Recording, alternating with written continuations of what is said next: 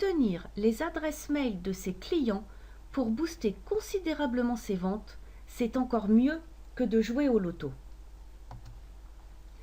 Dans cette vidéo, je vais vous expliquer pourquoi vous devez absolument obtenir les adresses mail de vos clients et comment vous devez procéder.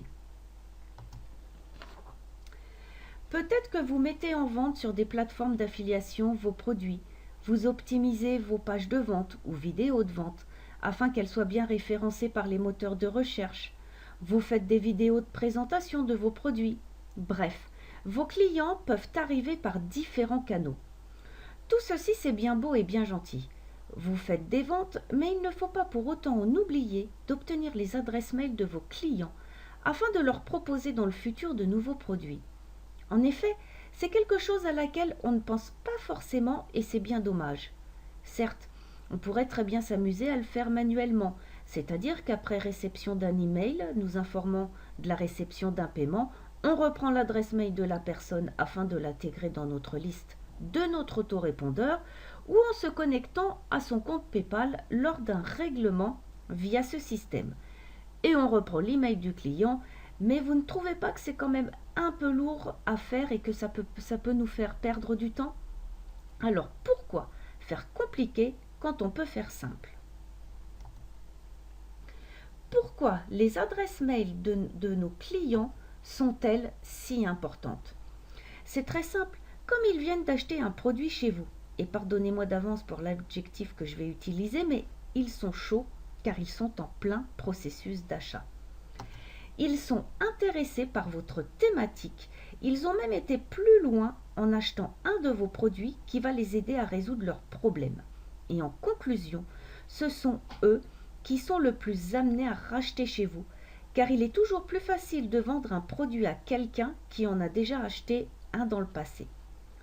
Le point important à noter ici, c'est que vous avez moins de risques de vous retrouver avec des adresses non valides par rapport à la traditionnelle landing page sur laquelle vos prospects ne vont pas forcément vous donner l'adresse mail qu'ils utilisent le plus.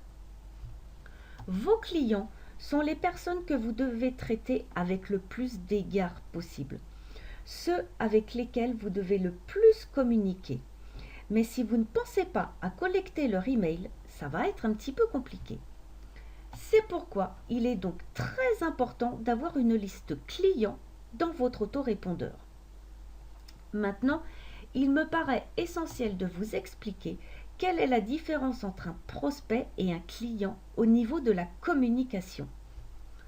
Vous devez savoir que parmi vos prospects, certains resteront prospects et ne deviendront jamais clients. Tout comme d'autres vont mettre du temps avant de prendre la décision d'acheter chez vous pour la première fois. Alors je ne suis pas du tout en train de vous dire de laisser de côté vos prospects. Non, loin de là. Et votre job consistera à continuer à entretenir une relation avec eux. Mais la relation que vous aurez avec vos clients devra être plus importante. Je dirais plutôt plus personnelle. C'est avec eux que vous devrez encore plus vous dévoiler tout en continuant à leur apporter de la valeur.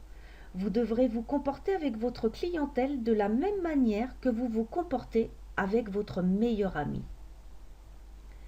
Ce qu'il faut vraiment comprendre, c'est que la communication est différente selon si vous vous adressez à un prospect ou un client. Rappelez-vous par exemple quand vous étiez enfant et qu'un nouvel élève arrivait en classe. Vous mettiez tout en œuvre pour l'amener à vous faire confiance. Vous faisiez en sorte de le mettre à l'aise afin de l'amener progressivement à devenir votre ami. Alors qu'avec vos amis, c'était plus une relation de confidence. La confiance était déjà installée et vous faisiez en sorte que cette confiance ne soit jamais brisée. En marketing, c'est pareil. Un prospect doit déjà vous faire confiance avant d'acheter, alors qu'avec un client, vous devez faire en sorte que cette confiance perdure. Pour les membres de l'espace gratuit Master MMF, voici les informations auxquelles ils ont accès dans l'article sur mon blog. Comment faire pour obtenir les emails de vos clients? Le schéma récapitulatif de la procédure de capture d'email de vos clients.